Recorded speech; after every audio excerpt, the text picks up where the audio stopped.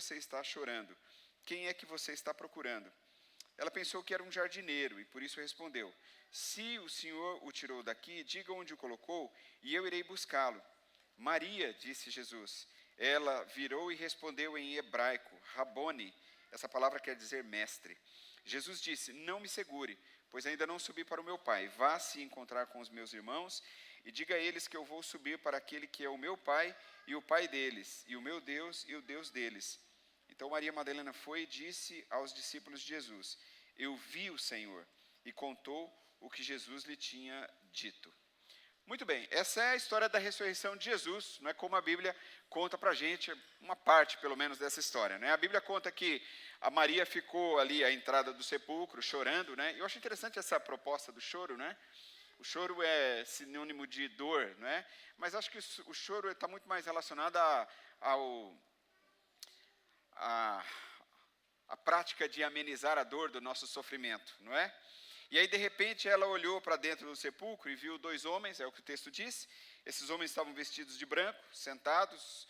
O texto diz que eles eram anjos. Eu acho que Maria não teve essa percepção, não é? Porque ela não tinha nem sacado que era Jesus, que estava ali depois.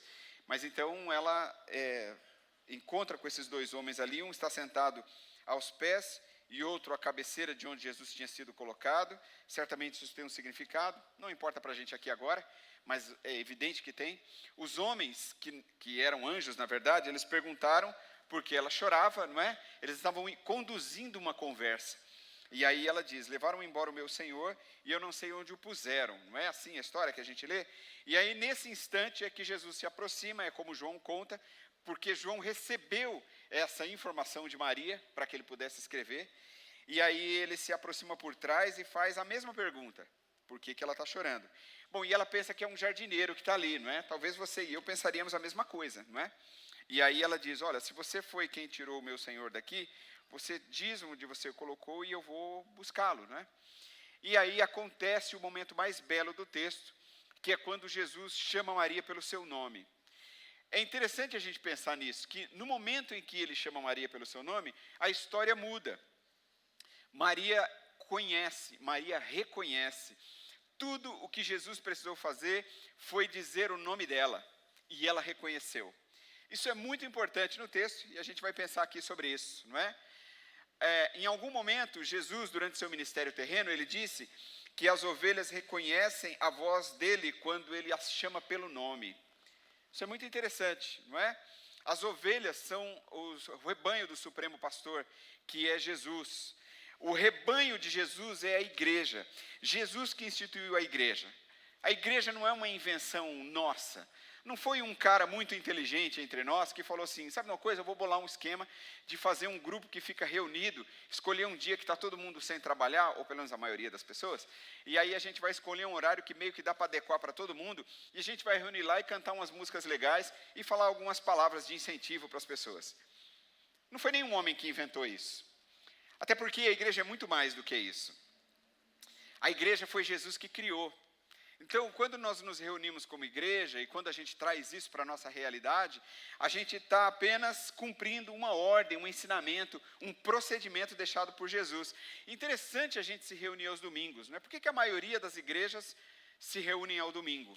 Porque a gente tem uma coisa no cristianismo, não está escrito na Bíblia nessas palavras, mas existe uma coisa no cristianismo que nós chamamos de nova dispensação. Então, nós acreditamos que a ressurreição de Jesus marca um novo tempo. Nós não vivemos mais debaixo da ótica do Antigo Testamento. Agora, nós vivemos com os nossos olhos de acordo com o Novo Testamento, porque Jesus, ele faz novas todas as coisas. Em Cristo, os ensinamentos, as leis do Antigo Testamento se cumprem. Então, Cristo é o fim da lei, né? Paulo vai dizer isso em algum momento. E aí, Jesus, então, com a sua ressurreição no domingo, o ato mais importante do Evangelho, faz com que agora a gente se reúna aos domingos. É interessante a gente pensar sobre isso, não é? A igreja, por exemplo, tudo pensando nesse chamado de Jesus pelo nome de Maria, quando ela o reconhece. A igreja é um grupo de relacionamentos e não um grupo de entretenimentos. Então, esse é um grande problema. Com o passar dos anos, nós tornamos a igreja um grupo de entretenimentos, porque a gente vai fazendo produções cada vez maiores. Nós fazemos isso. A gente é craque nisso. Nós vamos colocando um monte de coisas, e eu não estou dizendo que isso é errado, eu só estou dizendo que a gente vai pondo um monte de coisas, vai enxertando um monte de coisas para a gente acompanhar o tempo, para a gente alcançar as pessoas, para a gente se situar geograficamente, para a gente se modernizar, sei lá, a gente tem um monte de coisas por causa de um padrão, de um modelo, de uma estratégia, enfim, nós usamos vários métodos, mas tudo isso é secundário. A gente tem que lembrar disso. Se as luzes queimarem, se os instrumentos falharem, se as nossas vozes ficarem roucas, não é? Se o nosso prédio tiver rachaduras e for interditado pela legislação, pela municipalidade, a gente continua sendo igreja. E aí a gente vai se reunir nas casas, a gente vai se reunir debaixo de uma árvore, não é? A gente vai se reunir na garagem de alguém que possa nos emprestar com um espaço legal para acolher todo mundo. E se não der para acolher todo mundo, a gente se distribui em vários lugares. Porque a igreja é um grupo de pessoas e de relacionamentos. A igreja que Jesus veio instituir não era um lugar, eram pessoas. Não era um prédio, eram corações. Não é? Então, Jesus disse assim, olha, eu vou embora, antes um pouco de acontecer esse episódio aqui, mas eu vou enviar o Espírito Santo para vocês. E aí o Espírito Santo vai habitar em vocês. E Jesus faz um ato simbólico, né? E ele sopra nos seus discípulos. Já viram esse texto? Tem um texto bíblico que Jesus está reunido com os seus discípulos, e eles assim, eu vou dar a vocês o Espírito. E ele sopra. Tem muita gente soprando por aí, né? Não confie nisso, não é? Então ele sopra. É um símbolo. Jesus está fazendo um símbolo. Porque lá atrás Jesus tinha dito, né, que da maneira como o vento vai por todos os lugares e você não tem como detê-lo, também assim é o Espírito de Deus, você não pode engaiolar. E aí o Espírito de Deus se espalha, ele vai para todos os lugares e alcança todo tipo de gente, todo o coração, em todas as famílias, onde ele possa chegar, em todas as casas. Isso é muito interessante, não é? Olha como é bacana a gente pensar sobre o Evangelho de... Davi, está aqui, ó, nessa ponta de cá, ó. Vou te ajudar, tá bom? Daqui a minha visão é super boa. É aqui, ó. Isso, tudo à esquerda. Aí, ó, achou. Então é interessante a gente pensar como a igreja é um grupo de relacionamentos. Então, se nós não existirmos para isso, a nossa existência é totalmente desnecessária. É por meio do relacionamento que nós apresentamos Jesus. É por meio do relacionamento que nós conhecemos a Jesus. Porque foi por meio de relacionamentos que Jesus formou a sua igreja. Ele foi chamando alguns caras, não é? E trazendo esses homens e essas mulheres para perto dele, e formando então um grupo de pessoas, a quem ele chamou de discípulos. Algumas mulheres que caminharam com ele também, que foram suas seguidoras. É assim que se faz a igreja de Jesus. Jesus chama Maria pelo nome, é alguém que conhece o jeito de falar, não é? Porque não é interessante você pensar sobre isso? Que, por exemplo, você sai daqui para ir para o seu trabalho, né? E aí você está lá trabalhando, e aí alguém te chama, né? Ô fulano, aí você olha para trás para ver quem te chamou. Mas você concorda que se você estiver chegando perto da sua casa, e aí alguém da porta ou da janela chamar pelo seu nome, ainda que você não tenha visto, você conhece por causa da intimidade? Se a sua esposa, o seu marido, o seu filho, a sua filha te chamar, só pela voz, pelo jeito de chamar, você vai conhecer, não é? Jesus propõe intimidade, não é? E aí quando ele fala aqui, Maria reconhece imediatamente. Portanto, a igreja é um grupo de relacionamentos e não de entretenimentos. É gente e não paredes. As pessoas, elas não são um número para contagem. Nós não somos um grupo de pessoas para fazer contagem e nem para contar vantagem. Quantos tem na sua? A minha tem 200, a minha tem 2.000, né, cara? Não é? Não é essa a proposta. E nem estou dizendo que é ruim ter 2.000, ótimo ter 2.000, graças a Deus, por ter tanta gente redimida, ou pelo menos por ter tanta gente, se não for redimida, pelo menos ouvindo do Evangelho, porque talvez nem todos estão redimidos, mas talvez no de 200 também não. Mas a questão é que nós não somos um número para contagem, nós somos indivíduos, nós somos pessoas. Quando Jesus chama pelo nome de Maria, ela o reconhece porque ela é alguém, ela é importante. Jesus se importa. Então, é por isso que Jesus continua sempre a nos chamar pelos nossos próprios nomes. Talvez você não entenda muito isso. Talvez eu também não consiga entender isso na maior profundidade. Mas talvez quando eu estiver naquele momento de um sofrimento, quando eu estiver num momento de um leito de morte, talvez quando alguém está doente ao meu lado, talvez quando eu estou passando por uma aflição, algo assim que está apertando o meu coração, é nessa hora que eu ouço Jesus me chamar pelo nome. Talvez por meio da leitura da Bíblia, talvez por meio da palavra de uma pessoa, talvez pelo conselho de um pastor, de um líder religioso, ou de um irmão que você respeita, algum cristão que você respeita muito. Talvez por uma circunstância, Jesus chama você pelo nome, nessa hora. E você compreende que Ele está com você, no seu vale, na sua luta, na sua dificuldade. Jesus conhece cada um de nós, Ele sabe todas as nossas lutas e todas as nossas tristezas. E o mais importante, Jesus guerreia por nós nesse mundo cheio de pecado e de sofrimento. Graças a Deus por isso. Bom, é bom a gente ter uma fé que se baseie em evidências sólidas, não é? Porque tem muita gente tendo fé no vento, não é? Tem uma música antiga dos Paralamas do Sucesso, né? Sim, eu tenho mais de 50. E aí eles cantavam assim, uma música bem legal, né? Ele diz assim, a arte de viver da fé, só não se sabe fé em quê? Ficou com vontade de cantar, né? A arte de viver da fé, só não se sabe fé em quê? Não é? Mas nós sabemos a fé que nós temos. Nós sabemos. A nossa fé se baseia em evidências sólidas. Mas essas evidências, elas precisam levar a gente à palavra de Deus. E a palavra de Deus, por sua vez, leva a gente ao Salvador. Então existe um direcionamento. Tudo vai desembocar, tudo vai terminar. Ou vamos dizer assim, tudo na verdade vai mesmo começar em Jesus. E aí eu coloquei uma frase aí para você pensar comigo. Pode colocar aí, Paulo. Não basta saber a história da morte e da ressurreição de Jesus. É preciso que você creia nele como Salvador da sua vida. Então, tudo isso que eu falei para você aqui até agora, é que a gente pudesse chegar até esse ponto aí. As pessoas sabem da história da morte de Jesus. Ela é contada constantemente em dias como esses. Você vai ver uma série de filmes sobre isso, não é? The Chosen está chegando lá, não é? Os outros que existem por aí, você já viu. Em qualquer igreja que você for, que você já foi, você já ouviu essa história. Então a gente conhece essa história. O texto que eu li, você já deve ter ouvido na sua igreja. E se você não é evangélico, se você não acredita, se você não é de nenhuma religião cristã, você também já ouviu essa história. De alguma maneira você sabe que essa história existe. Até mesmo se você é um ateu, você já escutou essa história. Você pode até não crer nela, mas você já ouviu essa história. Alguém já falou isso e você já ouviu isso. Então não basta saber a história da morte e da ressurreição de Jesus. Isso é só um passo. Você precisa crer em Jesus como o Salvador da sua vida. Essa é a grande diferença. E aí eu pus mais uma frase aí para você pensar. Olha, a fé histórica diz, Cristo está vivo.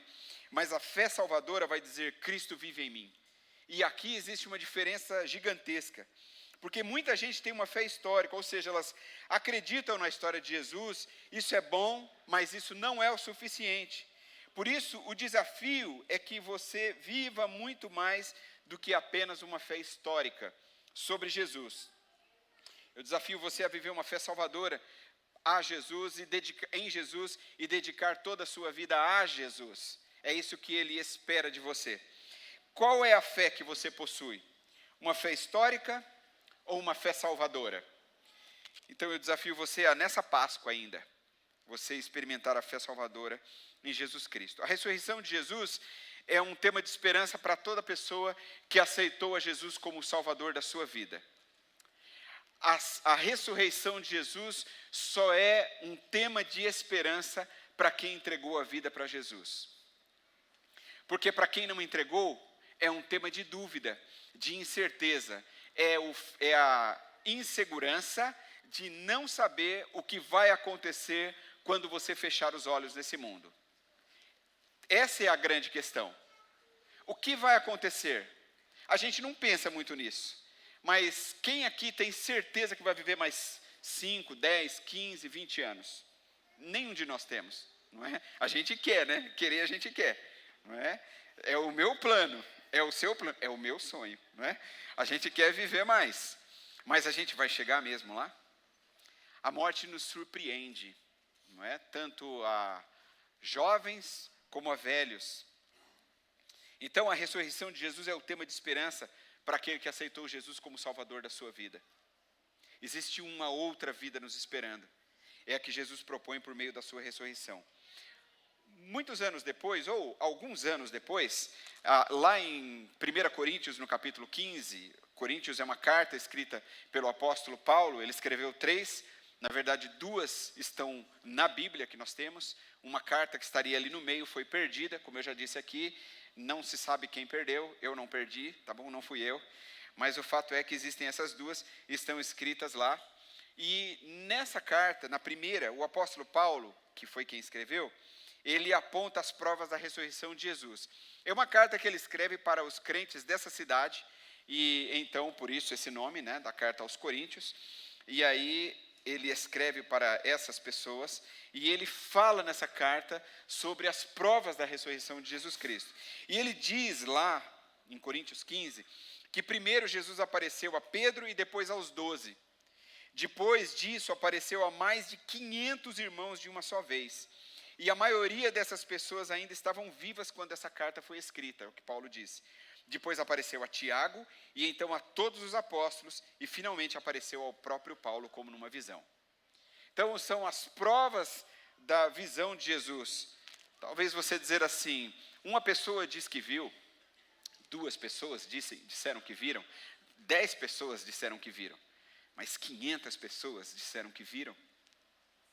Então, depois de citar todas essas testemunhas oculares, Paulo ele conclui dizendo que se Cristo não ressuscitou, a nossa pregação é vã e, consequentemente, é vã a nossa fé.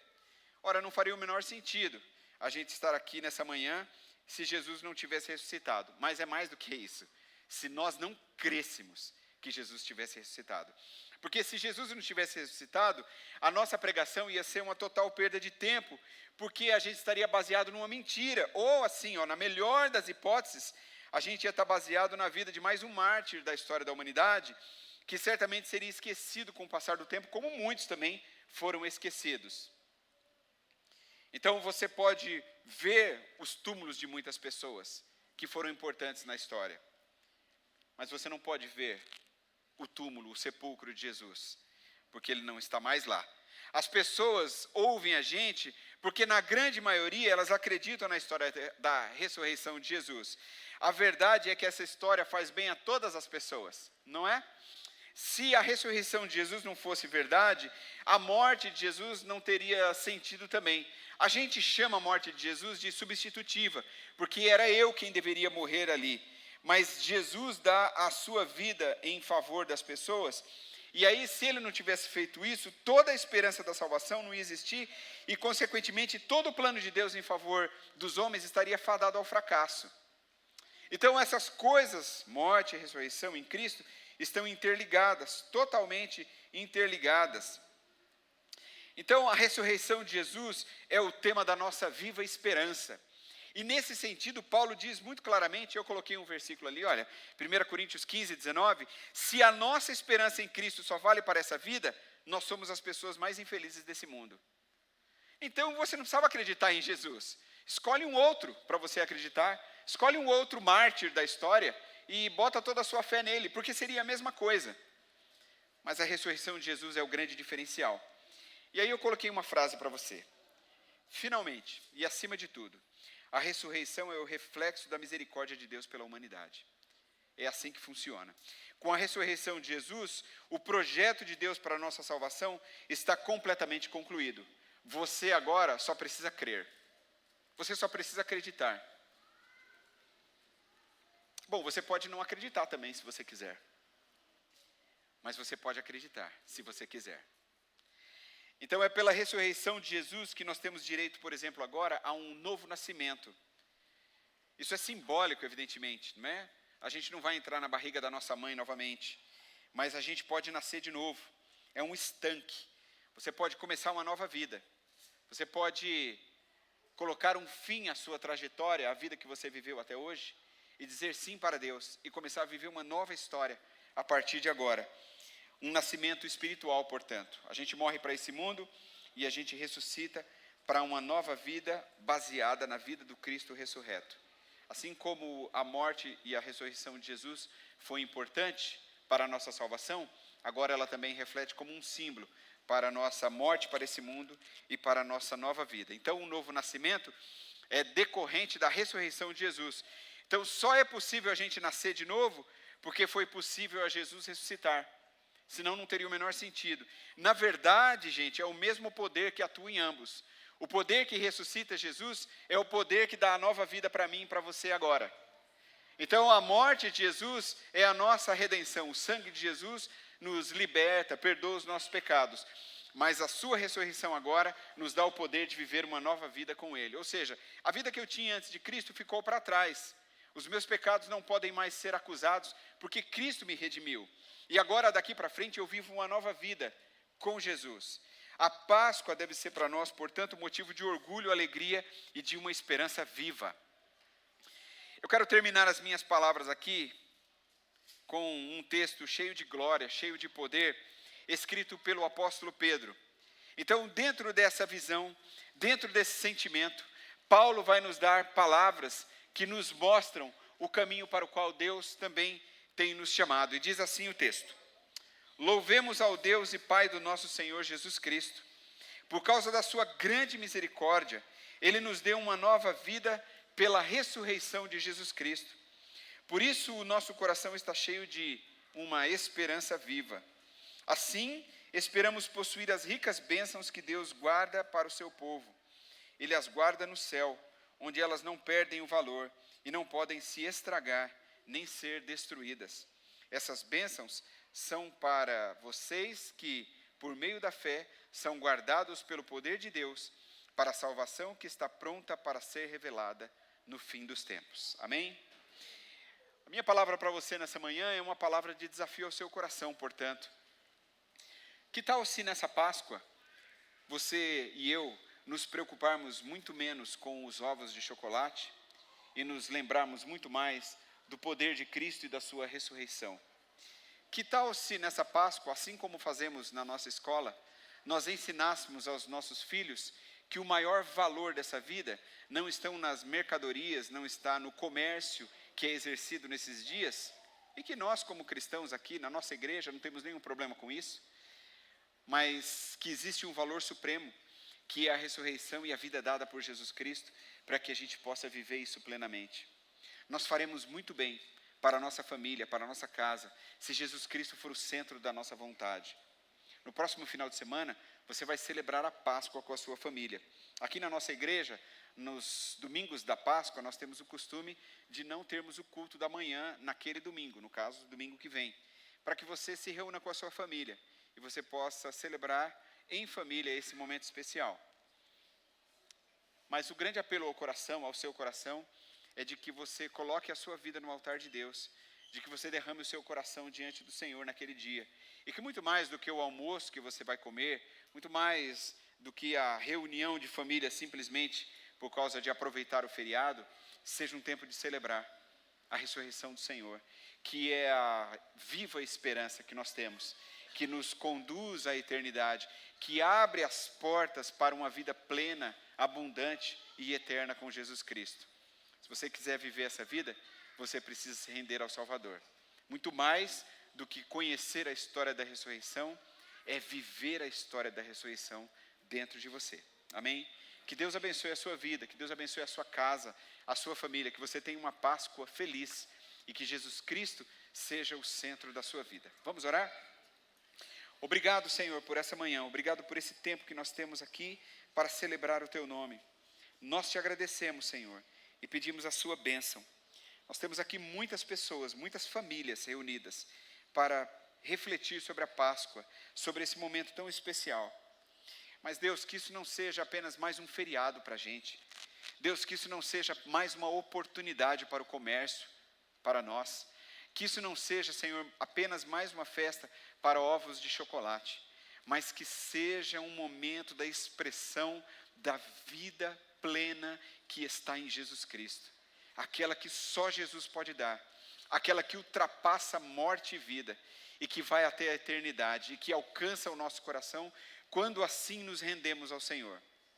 Talvez hajam pessoas aqui nessa manhã que estão inseguras, que estão enganadas pelo mundo, imaginando que podem viver como quiserem, mas não se importam com aquilo que Jesus vai fazer, que é voltar um dia.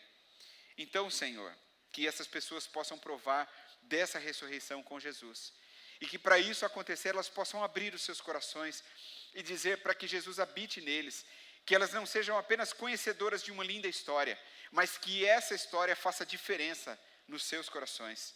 Abençoa, Pai, que o Senhor transforme famílias, que o Senhor transforme pessoas, e que essas pessoas possam ouvir o chamado de Jesus, assim como Maria ouviu no dia da ressurreição.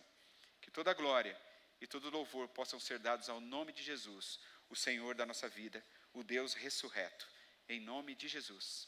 Amém. Que Deus abençoe vocês.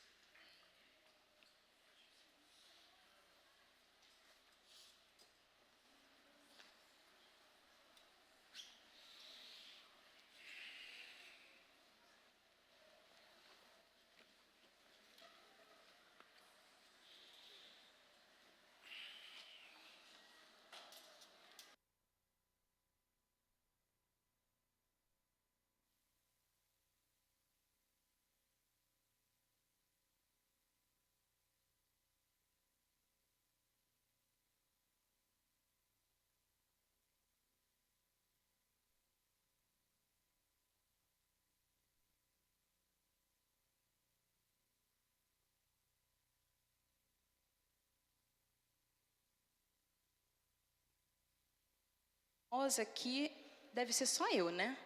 Porque por essa entrada triunfal, teve gente marchando, teve gente prestando continência. Muito bem. Vocês vão ouvir hoje, de uma forma muito linda, cantada pelas nossas crianças, o significado da Páscoa. Que você esteja aí com seu coração cheio de gratidão a Deus, porque as nossas crianças já entendem o que é Páscoa. E que a gente em casa possa estar fortalecendo todos os dias o verdadeiro motivo da Páscoa, Jesus Cristo, em nossos corações, que ressuscitou para nos salvar.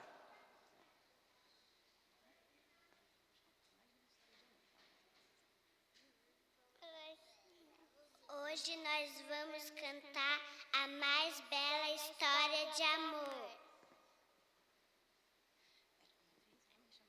Era uma vez um homem chamado Jesus.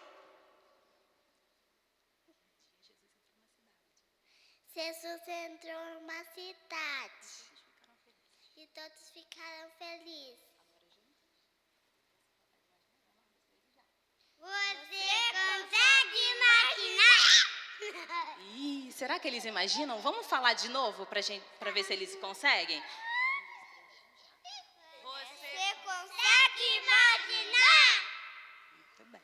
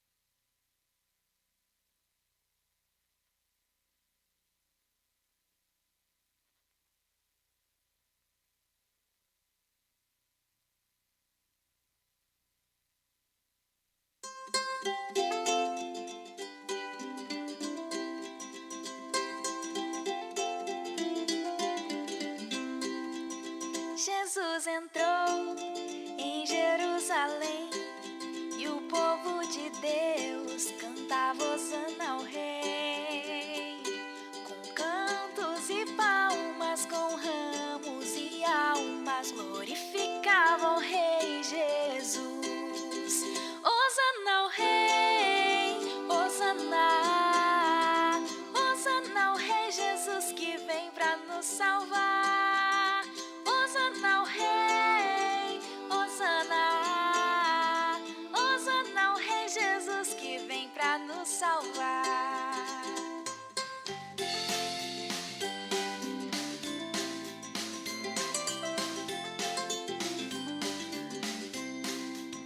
Jesus entrou em Jerusalém e o povo de Deus cantava Hosana ao Rei, com cantos e palmas, com ramos e almas, glorificava o Rei Jesus. Hosana ao Rei, Hosana, Hosana ao Rei Jesus que vem pra nos salvar.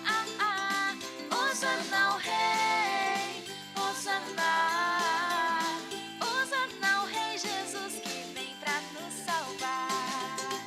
Hosana ao Rei, Hosana, Hosana ao Rei Jesus que vem pra nos salvar. Hosana ao Rei, Hosana, Hosana ao Rei Jesus que vem pra nos salvar.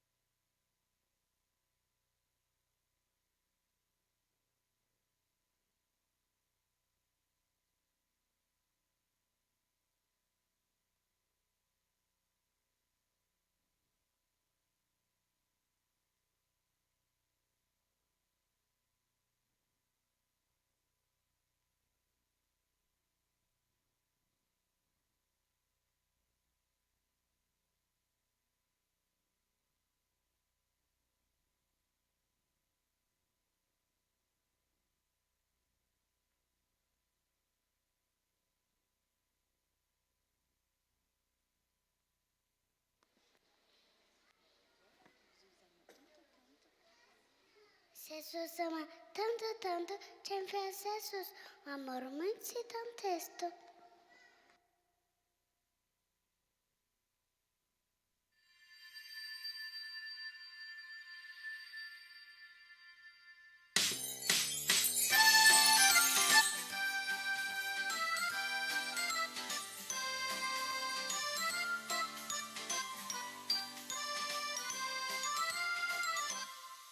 Não existe amor maior que o de Jesus,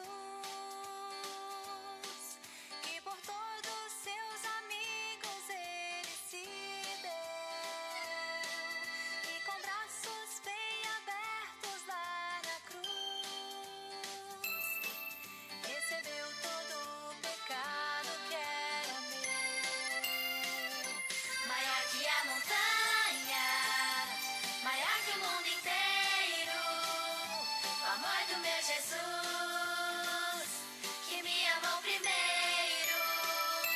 Maior que a montanha, maior que o mundo inteiro, o amor do meu Jesus, que me amou primeiro. João 3,16 diz: porque Deus tanto amou o mundo que deu o seu Filho unigênito, para que todo o que nele crer não pereça, mas tenha a vida eterna. Não existe amor maior que o de Jesus, que por todos seus amigos ele se deu, e com braços bem abertos lá na cruz, recebeu todo o pecado que era meu. Maior que a montanha, maior que o mundo inteiro, o amor amor do meu Jesus, que me amou primeiro, maior que a montanha, maior que o mundo inteiro. O amor do meu Jesus, que me amou primeiro, maior que a montanha, maior que o mundo inteiro. O amor do meu Jesus, que me amou primeiro, maior que a montanha, maior que o mundo inteiro. O amor do meu Jesus, que me amou primeiro.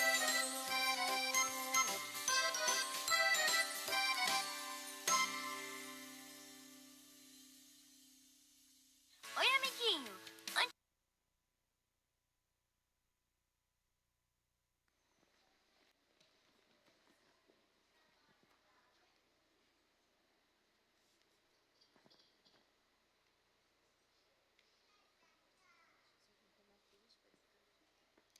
Jesus morreu na cruz, parecia de tudo da fada pato. Mas não acabou.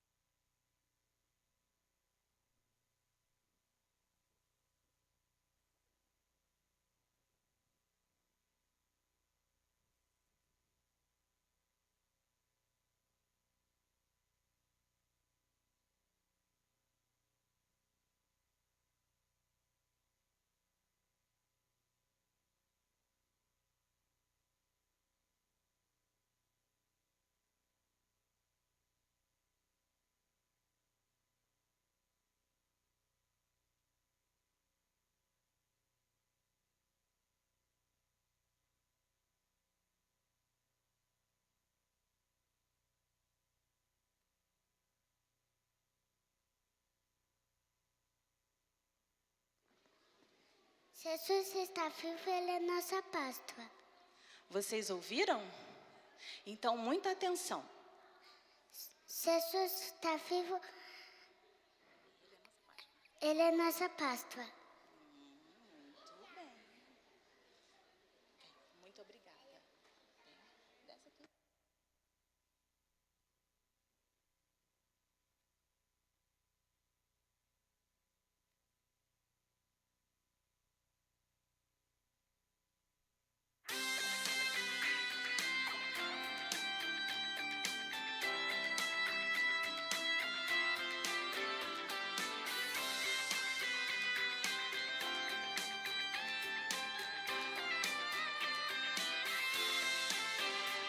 Eu fico tão triste ao imaginar o mestre naquela cruz.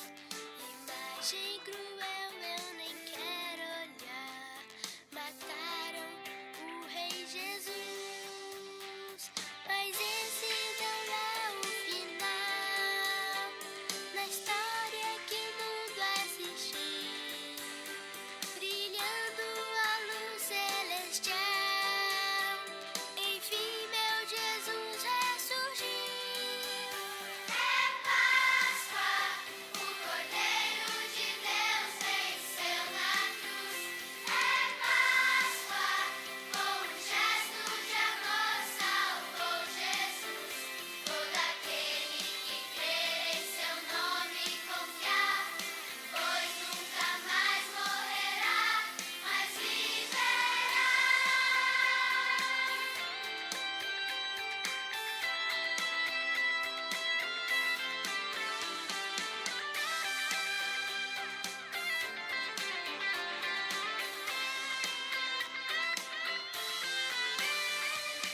Fico feliz ao imaginar que a vida posso ganhar.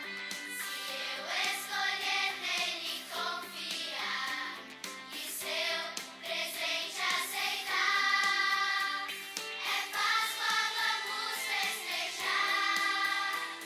Jesus triunfou afinal, por isso podemos cantar.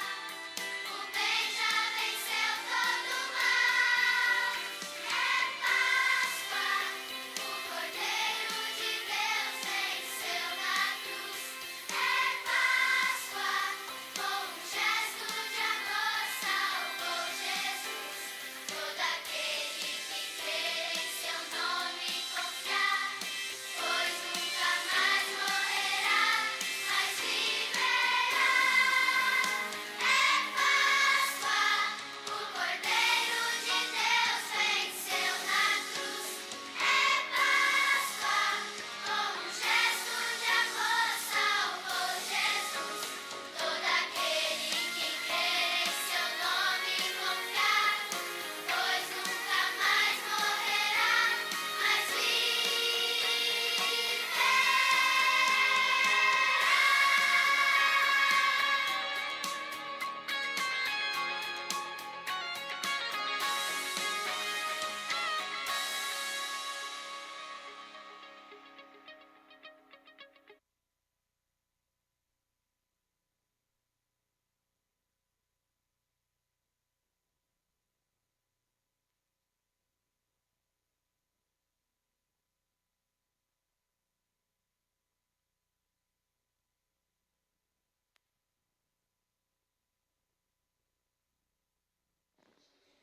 Que coisa mais linda, né? Se você não se emocionou, você tem que rever seu coração, meu irmão, meu visitante. Que coisa mais graciosa, né?